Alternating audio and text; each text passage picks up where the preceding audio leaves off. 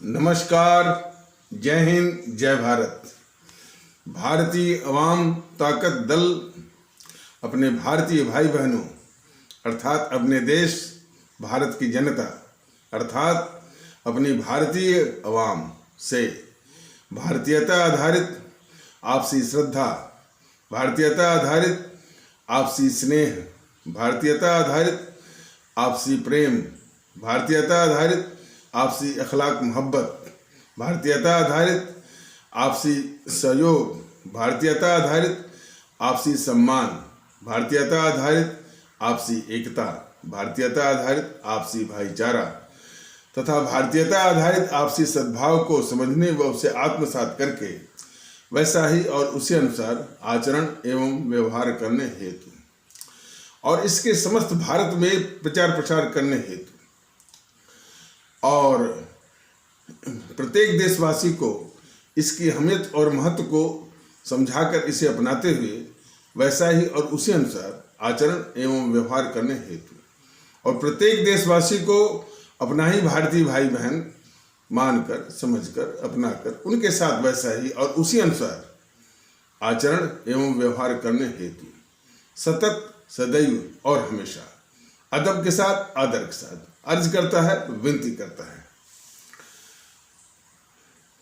देखिए, कोरोना का जो आंकड़े आ रहे हैं हमारे देश में, जो कि तीसरी लहर के रूप में ओमिक्रॉन की, वो 2.5 लाख के पार हो गए हैं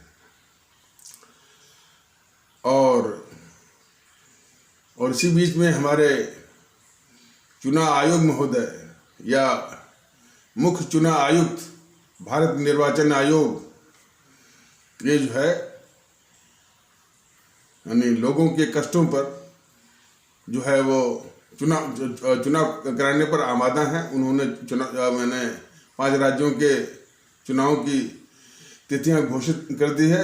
आचार संहिता लग भी गई है। तो शायद उनको मालूम होना चाहिए कि बड़ी बड़ी जो है हस्तियां हमारे देश में, रक्षा मंत्री श्री राजनाथ सिंह, आदरणीय रक्षा मंत्री भारत सरकार, और उसी प्रकार आदरणीय अजय भट्ट जी केंद्रीय मंत्री भारत सरकार, और कुछ मुख्यमंत्री भी जैसे नीतीश कुमार और वासवराज बम्बई, नीतीश कुमार बिहार के और वासवराज बम्बई कर्नाटक के, बीजेपी के भारतीय जनता पार्टी के अध्यक्ष जेपी नड्डा और भी कई लोग इस प्रकार से जो है इससे जो नई लहर आई है, तीसरी लहर आई है, कोरोना से संक्रमित हो गए हैं। और खुद उत्तर प्रदेश में 8,000 और 9,000 के बीच में केसेस आ गए हैं। अब मौतें भी हो रही हैं। पता नहीं कौन सी अकल जो है वो हावी है हमारे मुख्य चुनाव आयुक्त महोदय के सर पर कि लोगों की मौतों पर जो है ये चुनाव करवा रहे हैं।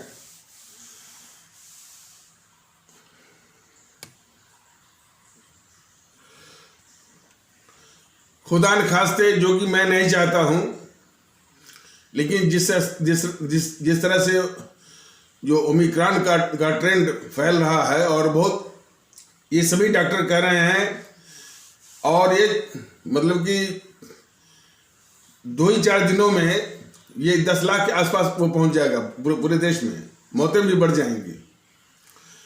तो इस संदर्भ में भारतीय अवाम ताकत दल का ये कहना है, हालांकि वो तो बहिष्कार कर रहा है। अब इस बहिष्कार को कुछ लोग किसी भी रूप में लें, ये उनका विचार है, ये उनका दृष्टिकोण है।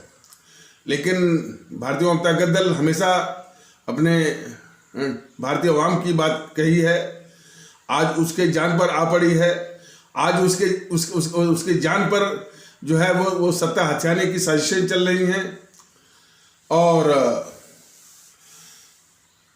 तो इसको वो देख नहीं सकता, और इसमें जो है वो चुप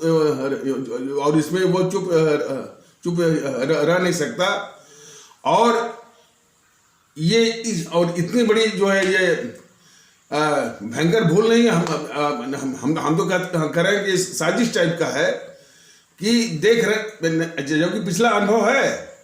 अभी पिछले साल एक साल पहले जो चुनाव हुआ था, हमारे हजारों भारतीय भाई बहनों की जानें गई हैं,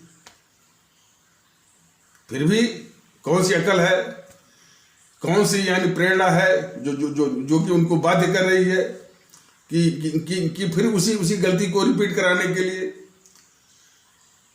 अब यह है कि कुछ लोग कह रहे हैं कि माननीय मद्रास उच्च न्यायालय ने तो धमकी भी दी थी कि क्यों न चुनाव आयोग पर जो हत्या का मुकदमा चलाया जाए। और सुनने में यह भी आ रहा है कि शायद उसने यह संकेत भी दिया है कि इस बार हमको मजबूर न किया जाए कि मैं वैसा कुछ यानी इस माननीय उच्च न्यायालय मद्रास को मजबूर न किया जाए कि एक अप्रिय जो है बाध्य होकर के अप्रिय जो है वो फैसले लेने पड़े। तो सबकी पीड़ा है, इस अवाम की भी पीड़ा है, और माननीय उच्च न्यायालय गण की भी पीड़ा है, और काफी लोगों की पीड़ा है।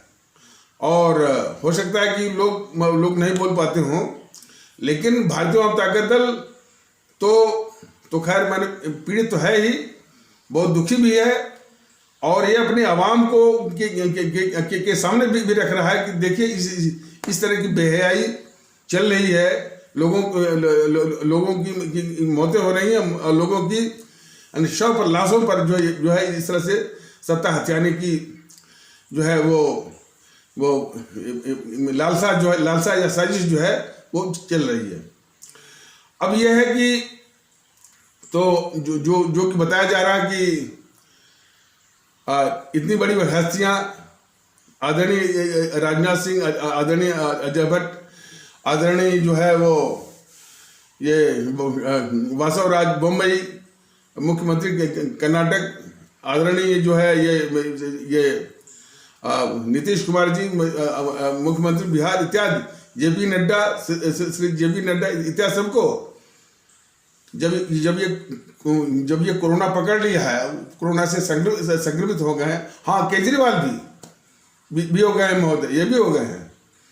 तो खुदा न खास्ते जिसको कि भारतीय जनता दल नहीं चाहता है, मान लीजिए कि जो हमारे मुख्य चुनाव आयुक्त महोदय हैं सुशील चंद्रा जी, उनको न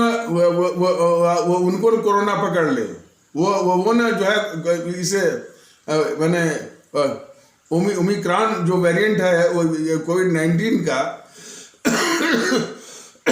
उससे वो संक्रमित हो जाए, इन्फेक्टेड हो जाए, तो फिर ये देश देखेगा कि कैसे एक इन्फेक्टेड मुख्य चुनाव आयुक्त जो है वो चुनाव की निर्देशों का और नियम और नियमावलियों का कैसे पालन वो करवाता है।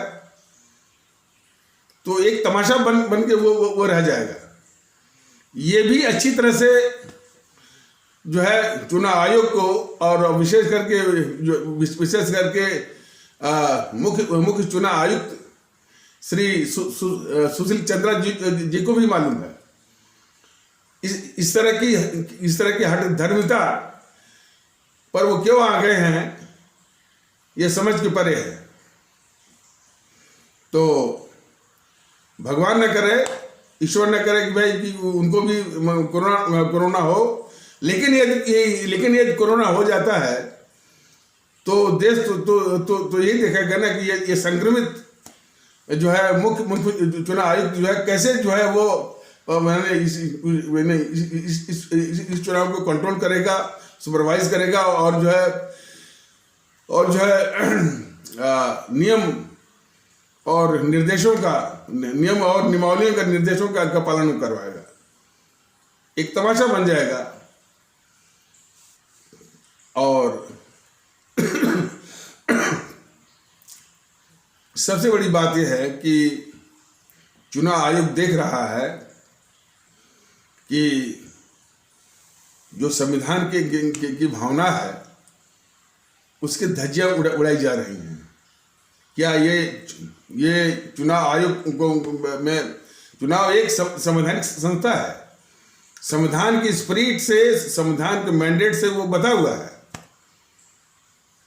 तो संविधान की जो है धज्जियां उड़ाई जा रही हैं। मैं बता रहा हूं जो चुनाव आयोग को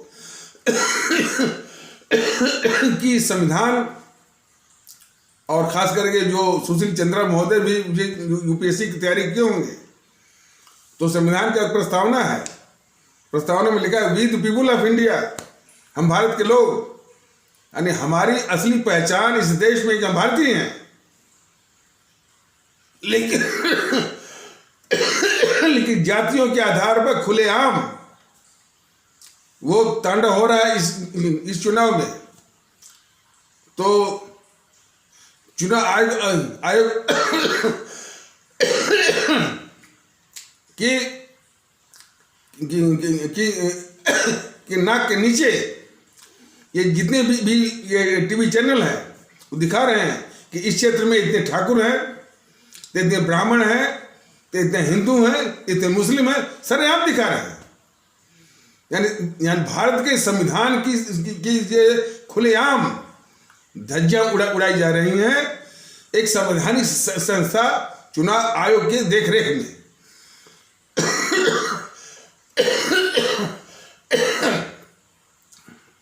और तमाम पत्रकार जा रहे हैं, वो पूछ रहे हैं कि यदि आप मुसलमान हैं तो आपको क्या मिला, आप ब्राह्मण हैं आपके अब ब्राह्मण है तो आपको क्या मिला, क्या आपको चाहिए।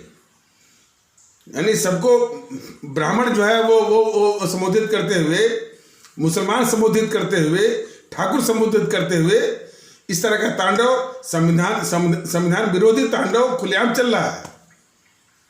और वो भी मैंने भारत के संविधान के द्वारा निर्मित संवैधानिक संस्था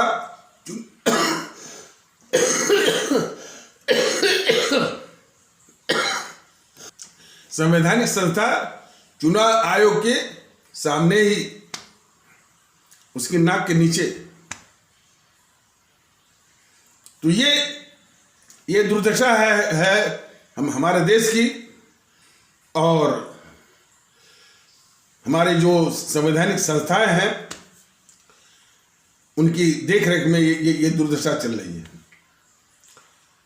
हमारे जो संविधान निर्माताओं ने कभी इसकी कल्पना भी नहीं की होगी कि जिस शिद्दत से, जिस परिश्रम से और जिन आशाओं और आकांक्षाओं के साथ, यानी 3.25 साल से अधिक अथक परिश्रम करके भारत का संविधान बनाया हमारे परम राष्ट्रभक्त और इतने बड़े विद्वान डॉक्टर राजेंद्र प्रसाद, और उसी प्रकार हमारे परम राष्ट्रभक्त और परम विद्वान हमारे बाबा साहब अम्बेडकर इत्यादि महापुरुषों के द्वारा 3.25 साल से अधिक अथक परिश्रम करके संविधान बनाया। और जो है और उसी संविधान के अंतर्गत इन संस्थाओं का निर्माण हुआ, जो हमारे लोकतंत्र की जो तीनों स्तंभ हैं, विधायिका, कार्यपालिका और न्यायपालिका, और एक स्वतंत्र जो है हमारा जो चुनाव आयोग, संवैधानिक संस्था। लेकिन इस संवैधानिक संस्था की इस रूप में काम करेगी, कभी कभी उन्होंने जो है वो कल्पना नहीं की होगी कि जातिवाद का तांडव, और वो कौन, जो जो लोकतंत्र का चौथा स्तंभ है, ये मीडिया वो कर रहा है, सरेआम दिखा रहा है कि इस क्षेत्र में इतने मुसलमान, इस क्षेत्र में इतने हिंदू। बताइए, सरेआम दिखा रहा है। अब इससे अधिक अपमान क्या होगा? चुनाव आयोग महोदय देखिए ना, इससे अधिक अपमान क्या होगा? वो संविधान का, संविधान कह रहा कि नहीं भाई, न न न न कोई ठाकुर है, न कोई ब्राह्मण है, न कोई हिंदू, न मुसलमान है, सब लोग भारतीय हैं। ये सबसे बड़ा अपमान चल रहा है।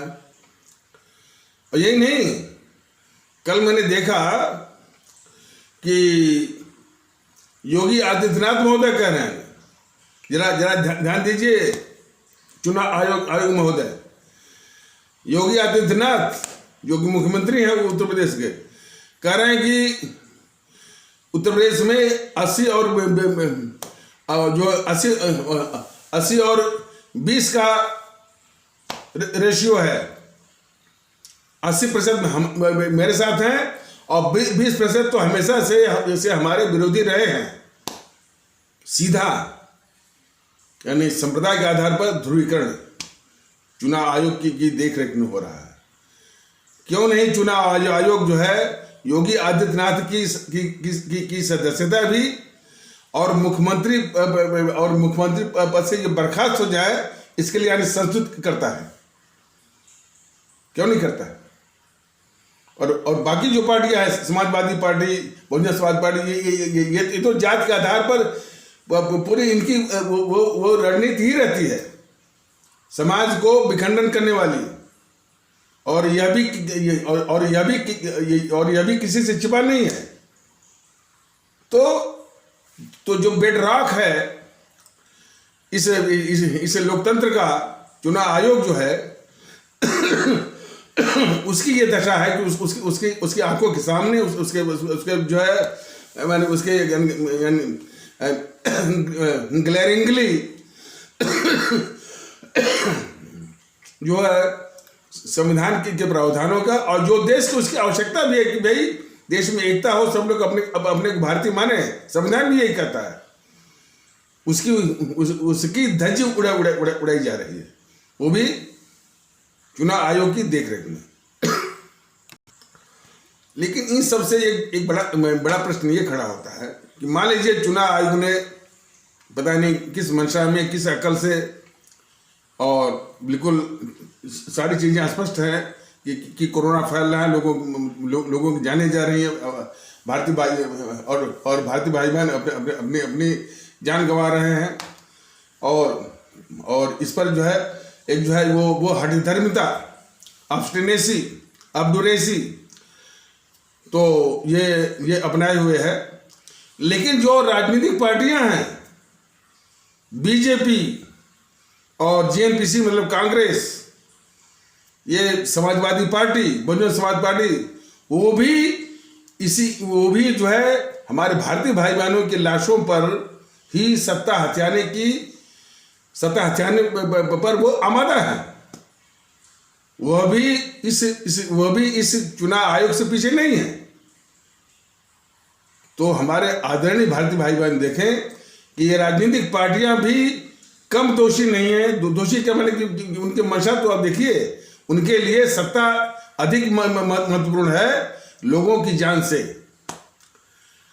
तो इसीलिए तो भारतीय जनता दल कहता है कि ये जो देश विरोधी ताकतें हैं और देश को विखंडन करने वाली ताकतें हैं, जो कि राजनीतिक दलों की बेस में, और वास्तव में मैं सही कह रहा हूं, यदि दूसरा कोई देश होता और जिस तरह की इनकी गतिविधि होती और चुनाव आयोग पूरी दक्षता से और निष्पक्षता से काम करता, तो सभी जो पार्टियों की मान्यता वो तुरंत जो है वो रद्द कर देता। बताइए, हमेशा सांप्रदायिक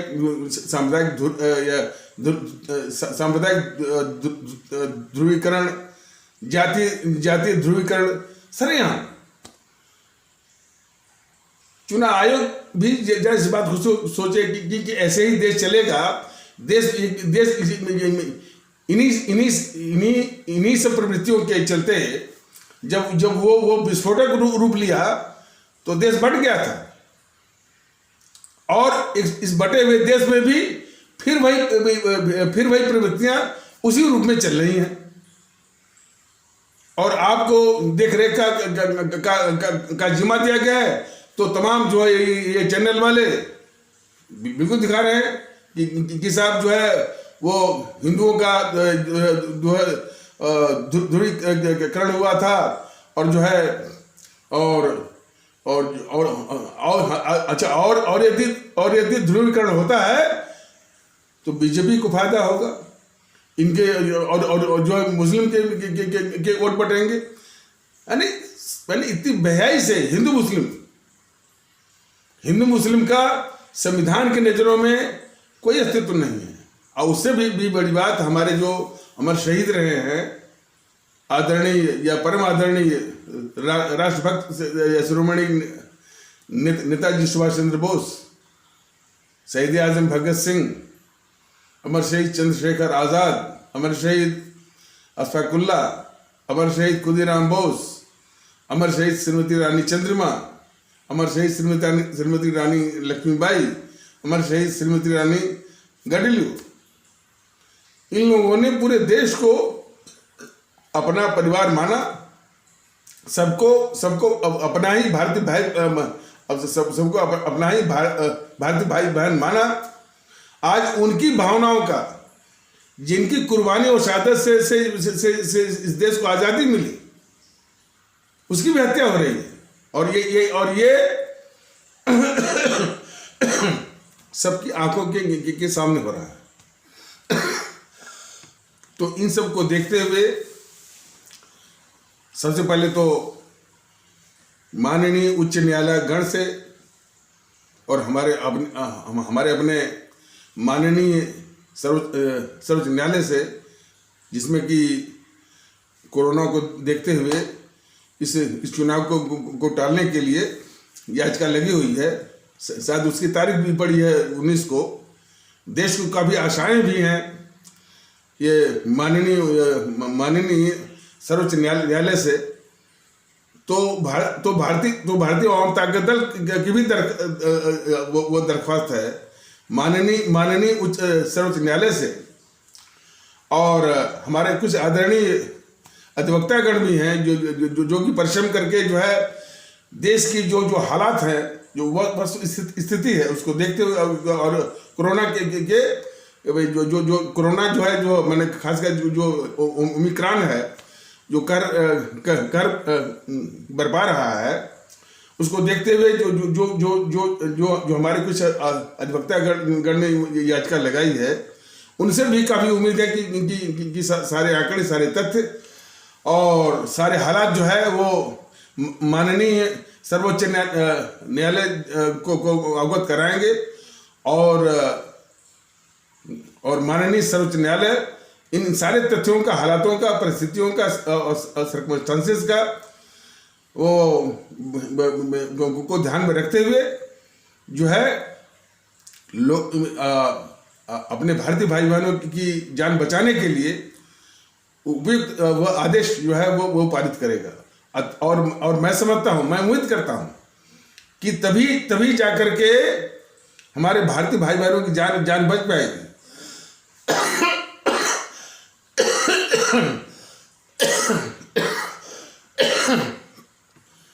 ये तो इतना हट धर्मिता का अंधापन दिखता है कि ये सब जितनी राजनीतिक पार्टियां हैं जो सत्ता हथियाने, यानी हमारे भारतीय भाई बहनों की लाशों पर भी जो सत्ता हथियाने पर आमादा हैं, साथ में यानी चुनाव आयोग भी वही कर रहा है, तो कहना जो है अतिशयोक्ति नहीं होगा कि मैंने जो अपरेंटली जो लग रहा है कि सब जो है लोगों की यानी जान लेने पर वो तो तुले हुए हैं।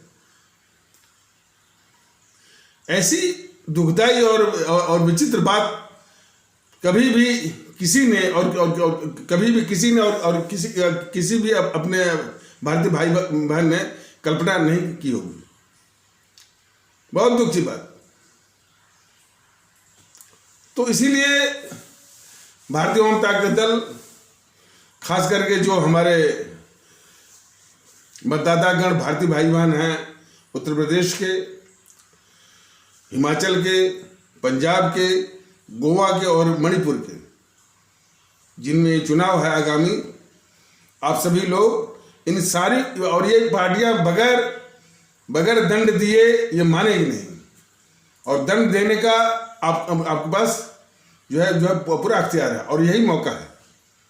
सबको आप नस्ते में नाबूद करिए और नोटा दबाइए, सिर्फ नोटा, और नोटा का प्रतिशत 80 के ऊपर लाइए, और यहीं से समाधान वो निकलेगा। और हद हो चुका। तो आइए कुछ इन पार्टियों के कुछ और चरित्र के विषय में जानकारी वो साझा करते हैं। पंजाब में जो हुआ वो निश्चित रूप से, जैसा कि बताया गया है, ये भारतीय जनता पार्टी से जेएनपीसी या कांग्रेस की जो प्रतिद्वंदिता जो है सो है अपने स्थान पर, तो राजनीतिक तौर पर जो है सो है। लेकिन चूंकि श्री मोदी जी ने कांग्रेस के मुंह से सत्ता का निवाला छीना है, इसलिए व्यक्तिगत रूप से ये जो जेएनपीसी वाले हैं, राहुल गांधी, सोनिया गांधी इत्यादि जो है, वो मोदी को इलिमिनेट करना चाहते हैं, इसमें कोई शक नहीं। और उसको करने के लिए वो खालिस्तानियों की मदद भी ले सकते हैं। और खालिस्तान ये आतंकवादियों यानी आतंकवादियों का साथ देना, जेएनपीसी का तो ये इतिहास है, रिकॉर्ड है, उसका चरित्र तो फितरत है। आतंकवादियों के साथ खड़ी होती है, समर्थन करती है आतंकवादियों का। ये अपने दुश्मन चीन के साथ जो है वो खड़ी होती है ये जेएनपीसी कांग्रेस, और उसी चीन से रिश्वत भी लेती है, उसी चीन की कम्युनिस्ट पार्टी से समझौता भी करती है। लेकिन आदरणीय भारतीय भाई बहनों, सिर्फ इतनी जानकारी पर हम लोग रुक जाएं तो हमारे मुल्क के साथ और आप लोगों के साथ बहुत बड़ी नाइंसाफी होगी। यह श्री मोदी जी के शासन के तत्वावधान में हो रहा है, ये प्रश्न है। अब इस जेएनपीसी का वो ये राहुल गांधी जो है, वुहान में 2008 में जो समझौता किया, उस समझौते में मैंने देश को देखते हुए कितनी देश के खिलाफ और कितनी खतरनाक बातों पर इसने समझौता किया। देश भी इसको जाने, आज तक मोदी महोदय ने उसकी जांच भी नहीं कराई, और आज तक बीजेपी वाले इस पर चर्चा भी नहीं करते हैं। बस थोड़ा सा बोल करके वो निकल भागते हैं। अब आपने सुना होगा ना कि जब किसी पत्रकार, ये वीके सिंह मैंने कहा वीके सिंह की सेना में बहुत इज्जत है, मैंने तो सुना है जितने भी जनरल हुए हैं, लेकिन उन्होंने सारी इज्जत जो है बिल्कुल मिट्टी में मिला दिया जब उन्होंने इस बीजेपी को ज्वाइन किया। झूठी राष्ट्रवादी। तो 2-1 दिन पहले गाजियाबाद में किसी इंटरव्यू में कोई पत्रकार बड़े सरसरी से पूछा, सरसरी तौर पर पूछा कि ये पत्रकार भी देश के दुश्मन हैं। अब देखिए, कोई भी मुद्दा आप उठाइए, ये सभी को जानना चाहिए। और भारतीय आवाम ताकत दल ने तो सबको बताया हुआ ही है कि चीन के मसले पर वो जो गद्दार था नेहरू, अपनी भारतीय सेना के लिए जब तक वो रहा तब तक एक सुई भी नहीं बनने दिया।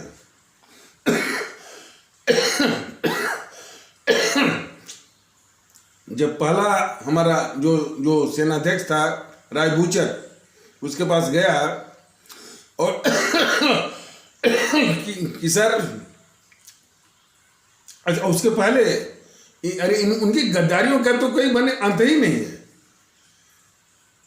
25 लाख सेना थी जो छोड़ के गए थे वो अंग्रेज, उस 25 लाख को तोड़ ताड़ करके इन देश के दुश्मन एनपीसी वालों ने, कांग्रेसियों ने उसको 3 लाख कर दिया। बताइए कितने ये सब कितने बड़े दुश्मन। तो हमारी 25 लाख सेना को तोड़ ताड़ करके 3 लाख कर दिया। तो रायबूचर जब गए उसके पास, नेहरू के पास, गद्दार नेहरू के पास, जो कि उसमें जो है प्रधानमंत्री था, कि सर हम जो है ये हमारे प्लान्स हैं, ये हमारी योजनाएं हैं, और अपनी फौज के वह एक्सपेंशन के लिए, माने विस्तार के लिए, और उसके आधुनिकीकरण के लिए, यानी मॉडर्नाइजेशन के लिए। तो यह नेहरू बोलता है कि अरे हमको सेना की क्या हमको सेना की क्या जरूरत है, पुलिस ही काफी है, हम तो शांतिप्रिय देश है। ये कहकर भगा दिया जनरल रायबूचर को। और जब तक जिंदा रहा, सन 62 तक, एक सुई तक नहीं बनने दिया अपनी सेना ने। और कितना गद्दार था कि सन 62 की लड़ाई में हमारे तमाम जवान सैनिक निहत्थे मारे गए, सब उसी गद्दार जवाहरलाल नेहरू के कारण।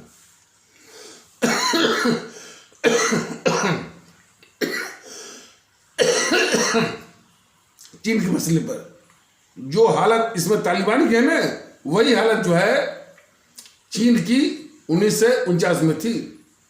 वो इंटरनेशनल परिमाण अछूत, अंतर्राष्ट्रीय अछूत वो बना हुआ था। कोई उसको समर्थन करने वाला नहीं था, कोई उसके पास जो है वो जो है फटकता तक नहीं था। उस वक्त जो है ये नेहरू उसको संयुक्त राष्ट्र संघ का सदस्य बनवाया। और कब बनवाया?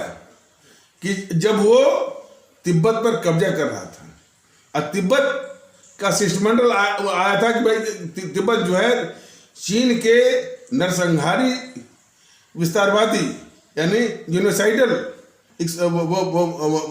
यूनिसाइडल एक्सपेंशनिस्ट, जो उसका एग्रेशन था, मतलब कि वो नरसंहारी जो विस्तारवादी जो नीति थी, उससे भयभीत होकर के चीन जो है भारत में मिलने के लिए अपना शिष्टमंडल भेजा था नेहरू के पास। नेहरू ने उस तिब्बती शिष्टमंडल को से मिला नहीं, और उसको जो है इंतजार करवाया।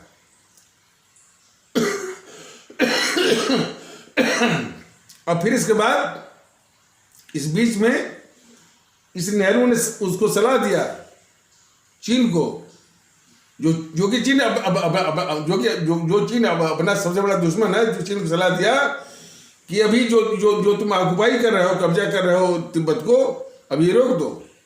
अभी तुमको हम जो है बनवा रहे हैं वो संयुक्त राष्ट्र संघ का, तो ये तुम्हारी ये गतिविधि चलती रहेगी।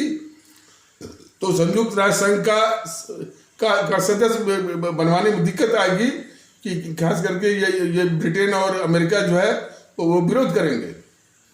तो पहले तुमको जो है वो संयुक्त राष्ट्र संघ का सदस्य बनवा ले, तब इसके बाद वो कब्जा करो। और यही हुआ। इस गद्दार नेहरू ने चीन को संयुक्त राष्ट्र संघ का वो सदस्य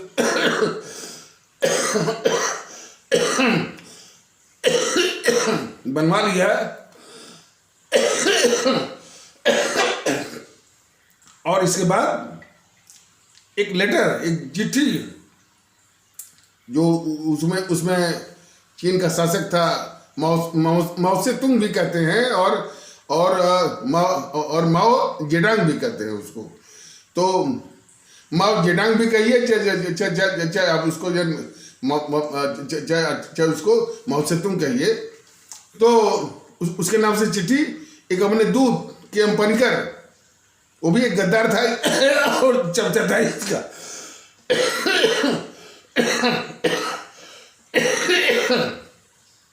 उसके जरिए एक चिट्ठी भेजा उसको, माओ जेडांग को, कि भारत चीन की सॉवरेनिटी, चीन के माने तिब्बत के ऊपर चीन की वो संप्रभुता को मान्यता देता है। बताइए, जो तिब्बत भारत में मिलना चाह रहा था, उसको ये गद्दार जवाहरलाल नेहरू जो है कह रहा है कि उस तिब्बत पर चीन की संप्रभुता को भारत मान्यता देता है, भैया भारत उसको स्वीकारता है। तो किस कदर का ये गद्दार था ये नेहरू, देख लीजिए।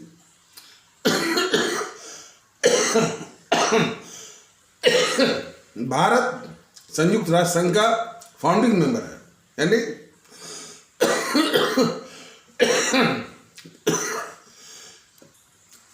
भारत संयुक्त राष्ट्र संघ का बुनियादी सदस्य है। इसी कारण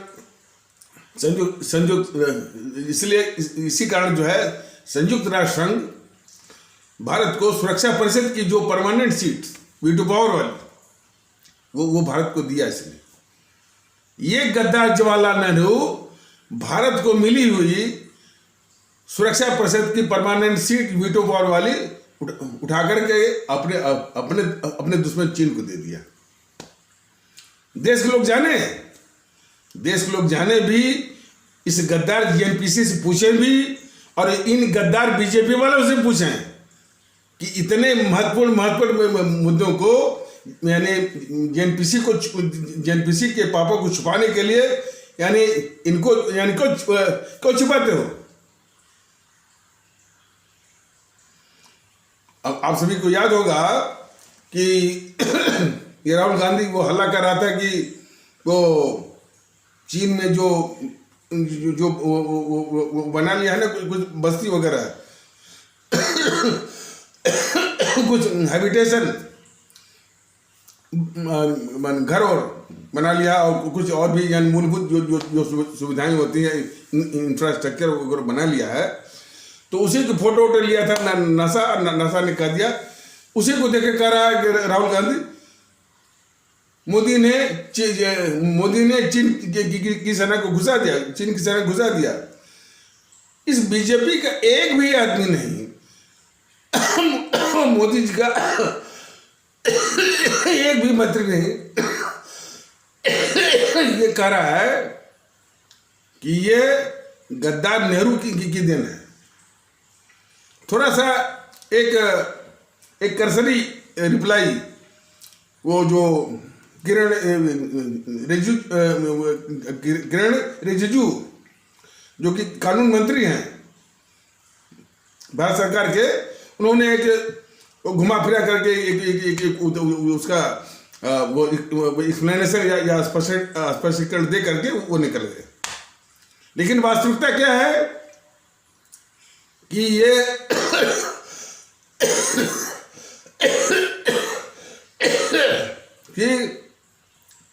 ये गद्दार जवाहरलाल नेहरू चीन के प्रधानमंत्री चाउ एन-लाई को बुला करके भारत में एक विश्वासघाती और धोखेबाजी वाला नारा लगवाए, हिंदी चीनी भाई भाई, हिंदी चीनी भाई भाई। इधर जो है भारत में ये गद्दार नेहरू हिंदी चीनी भाई भाई, हिंदी चीनी भाई भाई जो है चाउ एन-लाई जो कि चीन का प्रधानमंत्री था, उससे उससे नारा वो नारा लगवा रहा था। उधर चीन की सेना जो है वो भारत के क्षेत्र में, भारत के क्षेत्र में नेफा, नॉर्थ ईस्ट फ्रंटियर एजेंसी, जो कि बाद में वही अरुणाचल प्रदेश हो गई, उसमें घुस आई। जब देश को पता चला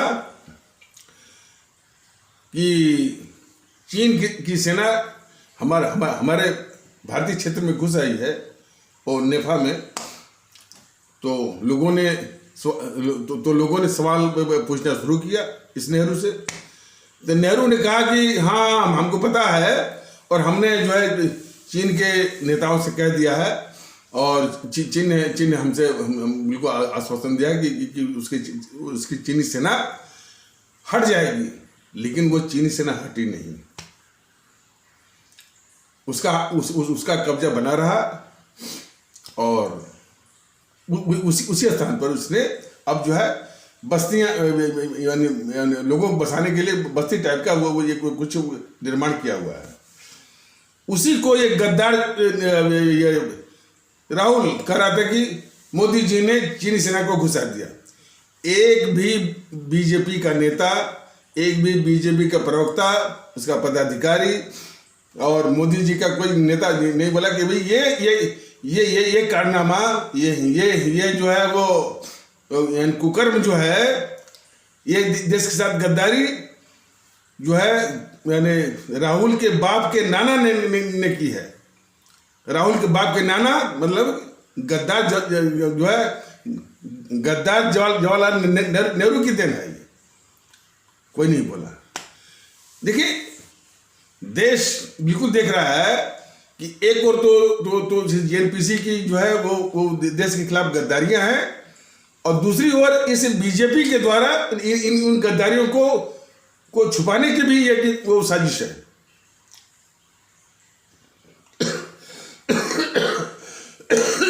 तो उसी विषय में ये मीडिया वाले कभी कभी जो है उसको छू करके भाग जाते हैं। तो कोई बोला कि साहब ये राहुल गांधी ने बोला कि चीन की सेना को मोदी जी ने घुसा दिया। तो वीके सिंह महोदय कह रहे हैं, देखिए कह रहे हैं, हाँ उन्होंने एक संधि की थी और उसी के आधार पर कहते रहते हैं। हाँ, मतलब कि बल्कि ये वीके सिंह बीजेपी में न होते तो कम से कम मेरी तरह जो है कम से कम स्वतंत्र रूप से देश के पक्ष में कुछ बोल सकते थे। उनकी सारी अकल जो है वो कुंठा हो गई ना, कुंठा हो गई। और वीके सिंह भी अभी जान लीजिए कि जो है इसने जो है वो संधि नहीं किया, बल्कि इसने रिश्वत भी लिया है। $800 मिलियन रिश्वत दिया है राजीव गांधी फाउंडेशन के द्वारा।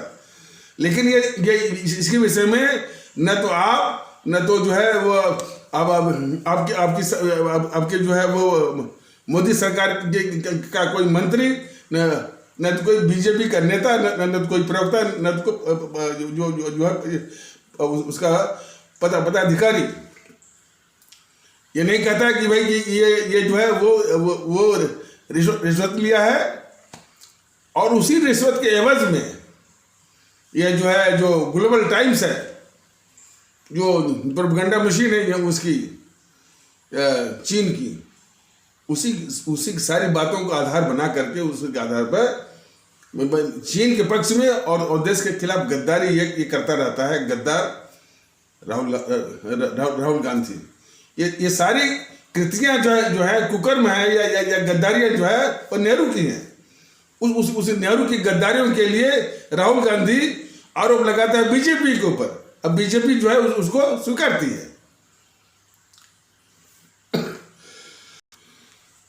पंजाब के भी के मसले पर हालांकि कितना कायर है ये अपना जो ये प्रधानमंत्री मोदी जो है, जो कार्रवाई करनी चाहिए केंद्र सरकार को, उसके लिए लोग जो है वो सुप्रीम कोर्ट जा रहे हैं। अरे सुप्रीम कोर्ट क्या करेगा? देख आदेश तो देगा, वो आदेश फिर इन्हीं के सर पे आएगा। जब इन्हीं के सर पे आएगा तो करो ना कुछ भाई, तुम ही अब अपने से करना नहीं है, पूरी कायरता। तो वो साजिश, वो निश्चित साजिश थी जो है मोदी जी के ऊपर अटैक करने की, और जो है इसमें कोई शक नहीं। अब उसको ये जो जेएनपीसी वाले जो मीडिया वाले हैं, उसको कहना है कि यानी पंजाब को बदनाम करने के लिए, पंजाबियत को बदनाम करने के लिए भारतीय जनता दल बराबर ये कह रहा है, पूछ रहा है, सबसे पूछ रहा है, बीजेपी से पूछ रहा है, और ये जेएनपीसी पूछ रहा है कि ये पंजाबियत क्या होती है जी। ये जेएनपीसी तो अपने कहते हैं कि हम भारतीय राष्ट्रीय कांग्रेस हैं। तो जब भारतीयता की बात है, जो तुम अपने भारतीय होने का दम भरते हो, जबकि तुम भारतीय हो ही नहीं, लेकिन जो दम भरते हो उसके अनुसार जो है, तो भारतीयता की क्या अवधारणा में ये पंजाबियत क्या होता है, कश्मीरियत क्या होता है, यूपीयत क्या होता है, हरियाणियत क्या होता है, राजस्थानियत क्या होता है, बता ना तुम। ये सब मैंने बहुत खतरनाक किस्म के दुश्मन है।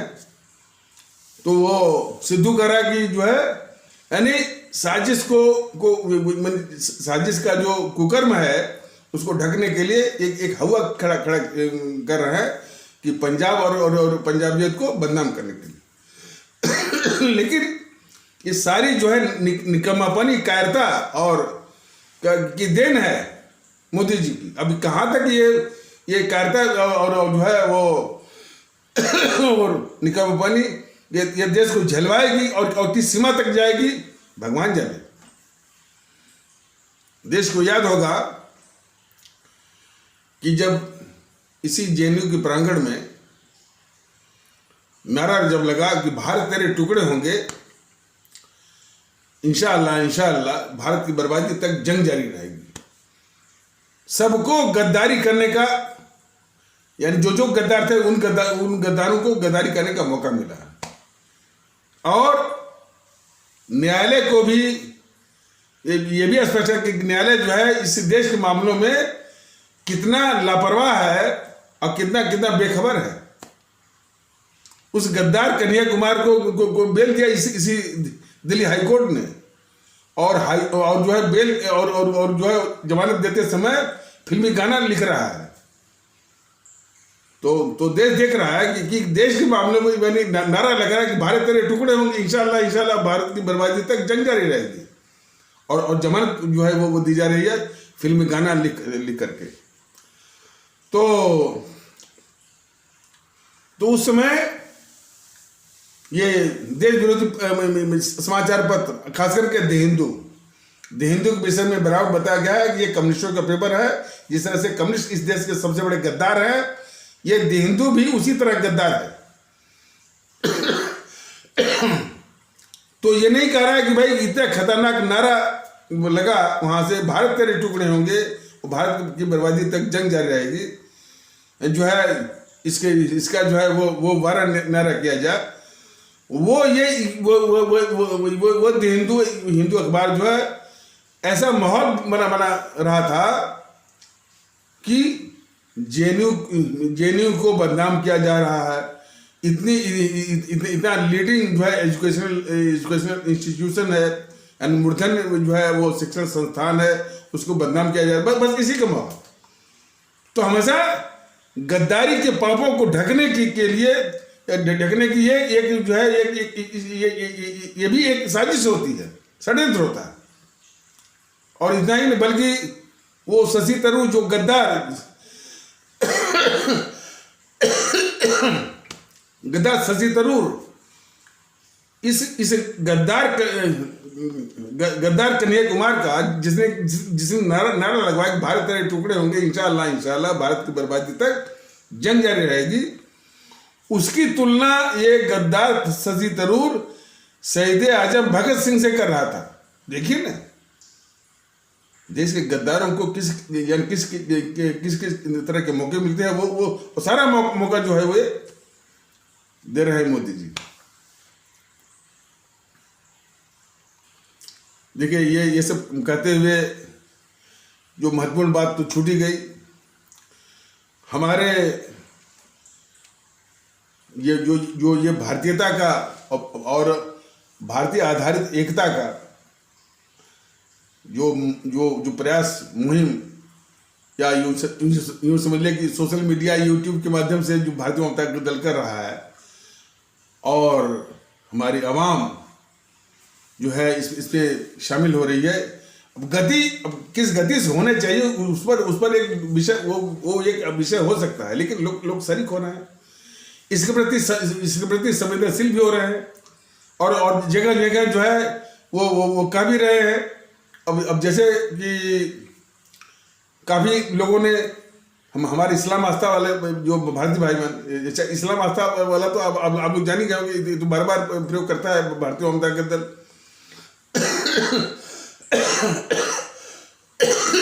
देखिए, इसीलिए भारतीय जनता दल जो है, जिनको ये मुसलमान कहते हैं इस देश में, उनको मुसलमान कहना जो है मुसलमान कहना उनको न्यायोचित नहीं मानता है।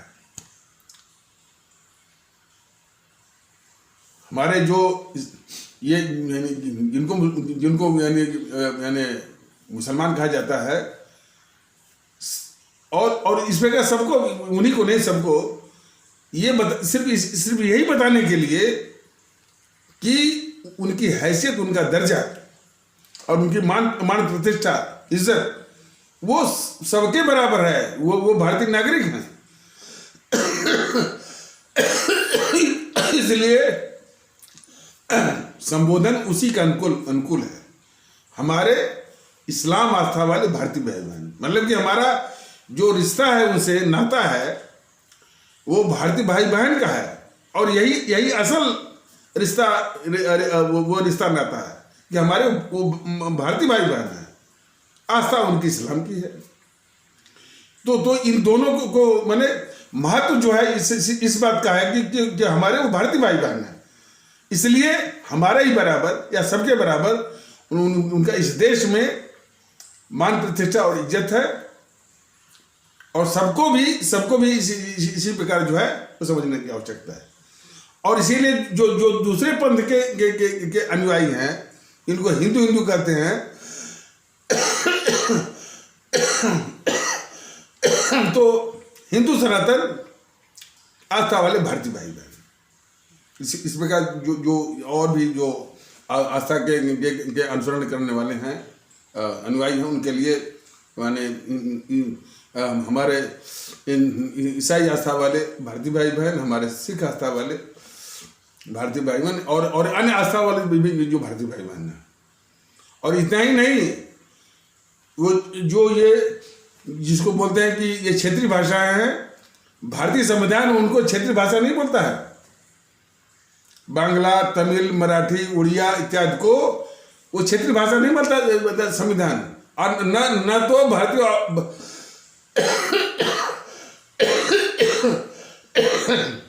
न तो भारतीय अवामता का तो उनको मानता है क्षेत्रीय भाषा। अपना भारत का संविधान भी उसको मानता है कि हमारी वो भारतीय भाषाएं हैं या इंडियन लैंग्वेज है, और भारतीय अवामता का दल भी मानता है कि हमारी भारतीय भाषा है। उनकी जो हैसियत है, उनकी जो मान प्रतिष्ठा है, वो भारतीयता के साथ है कि हमारी भारतीय भाषा है। इसी रूप में वो, इसीलिए यानी जो बांग्ला बोलने वाले हैं,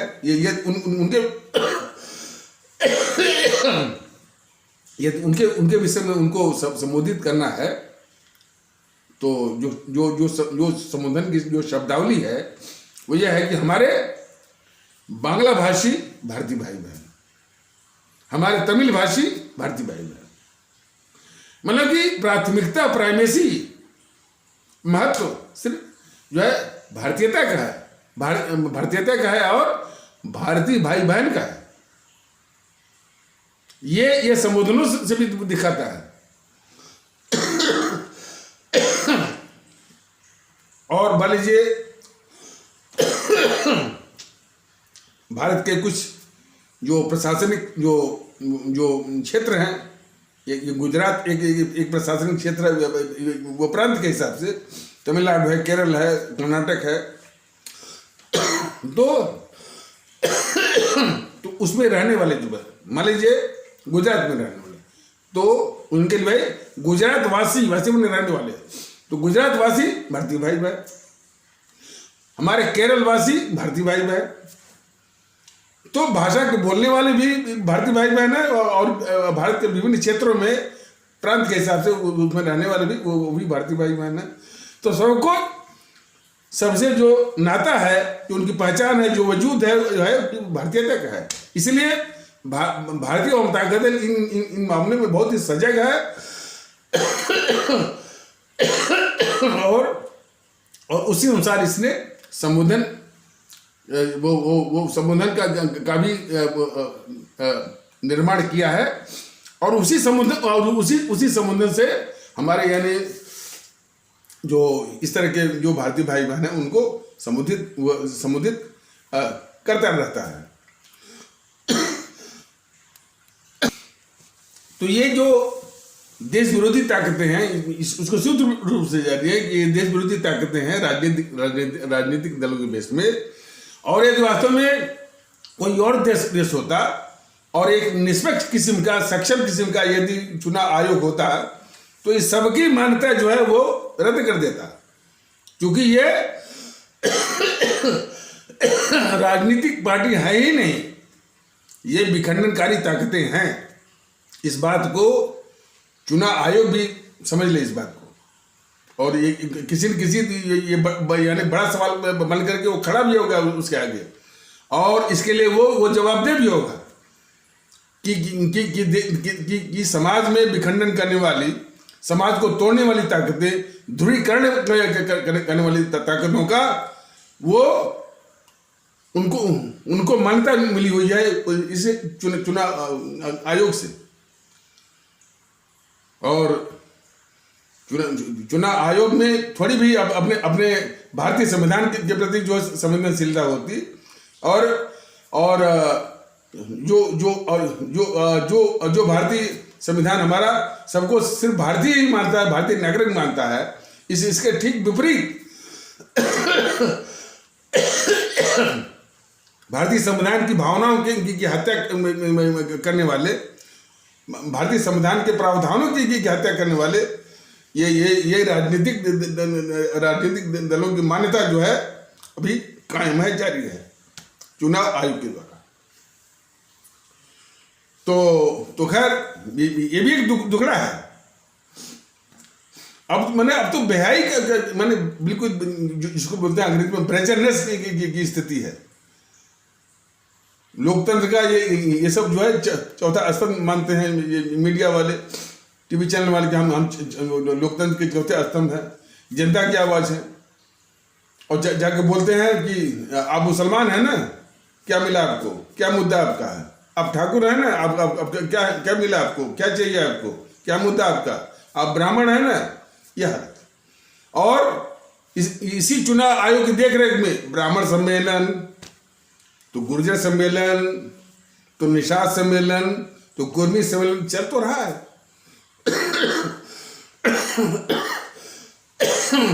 तो यही कहना है कि चुनाव आयोग की देखरेख में यानी संविधान की भावनाओं का, संविधान के प्रावधानों की हत्या हो रही है।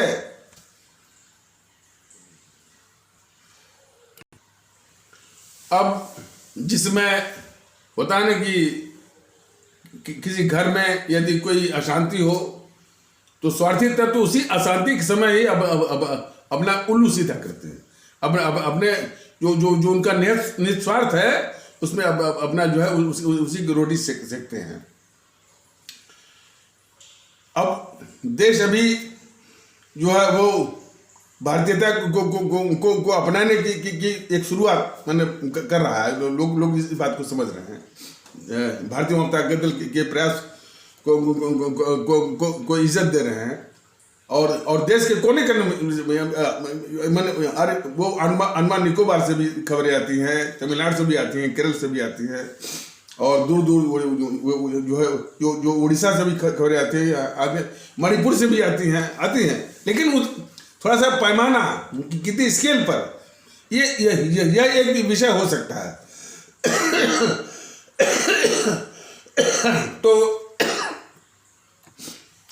तो संविधान बनने के बाद भी जो है ये भारतीयता की बात जो है बिल्कुल दबी हुई थी, कुचली हुई थी।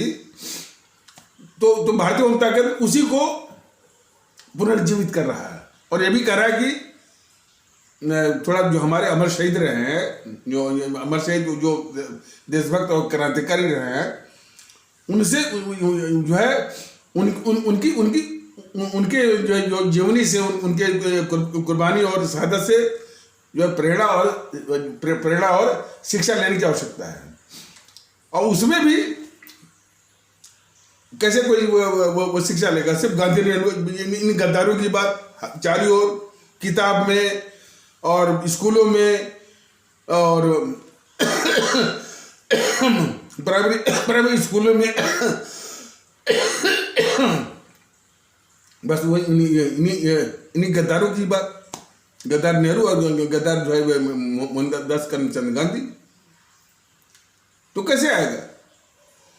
इसलिए इसी देश में देशभक्ति यदि लानी है तो इनको निकाल करके हमारे परम आदरणीय राष्ट्रभक्त शिरोमणि नेताजी सुभाष चंद्र बोस, शहीद आजम भगत सिंह, अमर शहीद चंद्रशेखर आजाद, अमर शहीद अशफाक उल्ला, अमर शहीद खुदीराम बोस, अमर शहीद सुब्रमण्यम भारती, अमर शहीद श्रीमती रानी लक्ष्मीबाई, अमर शहीद श्रीमती रानी चंद्रिमा, अमर शहीद श्रीमती रानी गडिलू, इनकी जीवनी को इनसे शिक्षा लेनी है।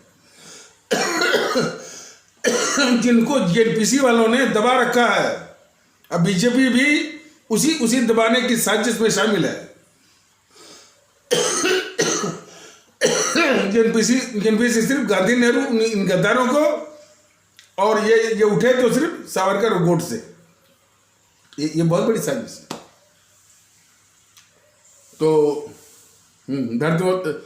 तो अभी भारतीयता जगी नहीं, तब तक हिंदू राष्ट्र शुरू हो गया। अब कल मैंने देखा था कि वो सोशल मीडिया पर या यूट्यूब पर कि वो कोई सुप्रीम कोर्ट के जज थे, वो अब्दुल नजीर, उन्होंने कहा कि भाई ये संविधान में बड़ी त्रुटि है, यह है वो है, और ये जो है वो इंग्लैंड का संविधान है फलाने ठिकाने। वो कह रहा था, हमें कह रहे कि ये हमारे माननीय जो न्यायमूर्ति है अब्दुल नजीर ऐसा कहे होंगे, लेकिन यूट्यूब में ऐसा बोल रहा था। इसलिए वो कह रहा था कि अब्दुल नजीर साहब कह रहे हैं कि इसको जो वो हिंदू राष्ट्र बना देना चाहिए। ये सब खुराफात है।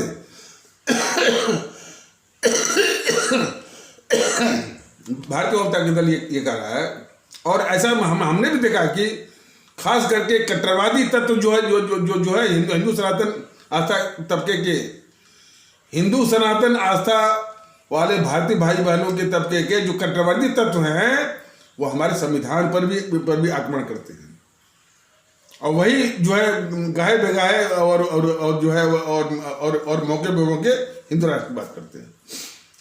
जो भी हिंदू राष्ट्र की बात करता है, भारतीय जनता दल सबको आगाह करता है कि वह देश का सबसे बड़ा गद्दार है।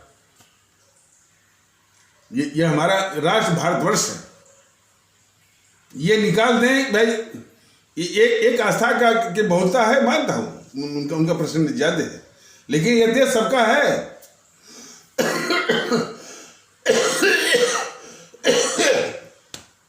हिंदू राष्ट्र का कोई सवाल नहीं है। भारतवर्ष है जिसमें कोई भी आस्था का भले उसका प्रतिशत जो है मैंने 0.000001 हो प्रतिशत हो, लेकिन उसकी भी वही इज्जत है और उसका भी ये देश है। तो इसलिए जो है अभी भारतीयता की बात आई नहीं, अभी वो पूरी तरह से लोग उसका अभी महत्व देना आचरण व्यवहार में लाने की अभी बात अभी हुआ नहीं। तब तक वो ये हिंदू राष्ट्र और संविधान पर आक्रमण जो है नाकाबिले बर्दाश्त है। संविधान पर आक्रमण जो है सबसे बड़ी गद्दारी है। वो वो संविधान पर आक्रमण, भारतीय संविधान पर आक्रमण करना देश के खिलाफ बहुत बड़ी गद्दारी है। और खासकर ये बीजेपी वाले मोदी जी संभाले उसको थोड़ा सा। और कितनी बार बताया गया है कि हमारा ये राष्ट्र जो है भारतवर्ष है, भारत गणराज्य है, जो कि भारत के संविधान से चलता है। तो अब वो कट्टरवादी जो तत्व जो है और आगे बढ़ रहे हैं। देखिए, ये कट्टरवादी तत्व जो है जब देश में कुर्बानी देना हुआ तो कहीं अता पता नहीं था इन समूह का। ये होता है। अब जब अंग्रेजों को इन अमर शहीदों ने अपनी कुर्बानी देकर भगा दिया तो ये शुरू हो गए। तो हमेशा ये सत्ता के भूखे रहते हैं।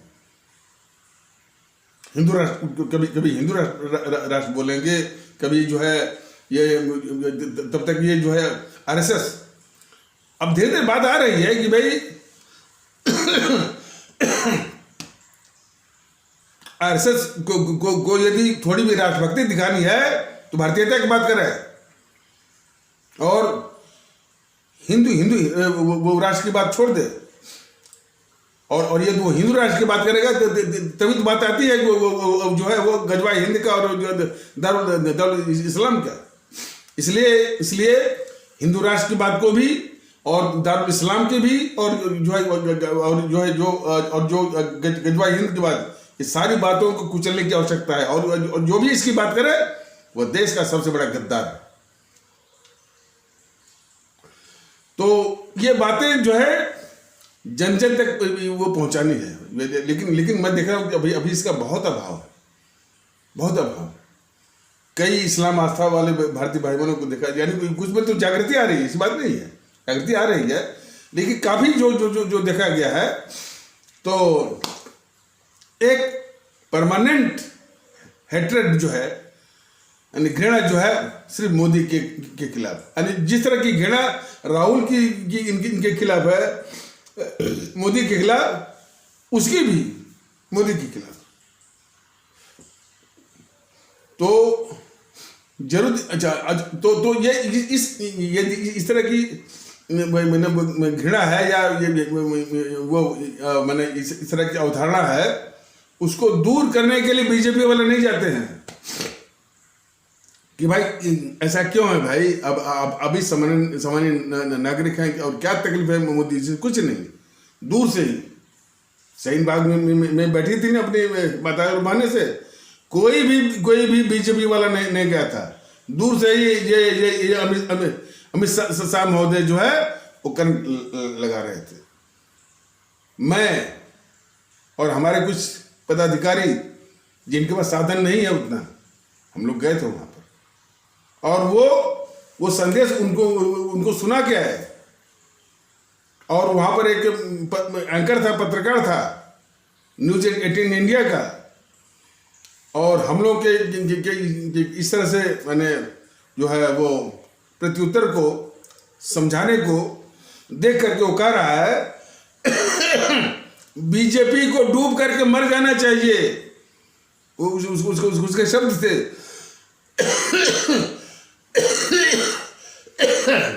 बीजेपी को डूब करके मर जाना चाहिए। जो काम बीजेपी को करना चाहिए वो आप कर रहे हैं। तो बीजेपी तो छल कर रहे हैं ना, राष्ट्रवाद क्या बात पढ़ने करके सारे जो है राष्ट्र के वो राष्ट्र के खिलाफ।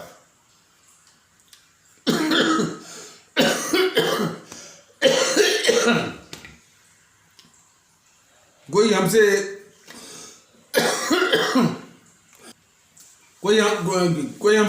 ये कह रहा था कि वो कन्हैया कुमार का बड़ा वीडियो दिखाई पड़ा, लोग उसको सुन रहे हैं। यही कमजोरी है अपने देश की। पुष्पेंद्र कुलश्रेष्ठ की सभाओं में भीड़ लगती है और जो है ये गद्दार किस्म का जो यति नरसिम्हानंद, इसने नाम बदल लिया है सिर्फ अपने अपराध को छुपाने के लिए। ये वास्तविक रूप से एक अपराधी है जिसका नाम है दीपक त्यागी, और अपने उस पाप को छिपाने के लिए ये चोंगा वोंगा पहन करके हो गया है यति नरसिम्हानंद सरस्वती हो गया है। ऐसे ऐसे तो लोग हैं, समाज के घातक है, और यही जो है वो नफरत वो फैलाते हैं।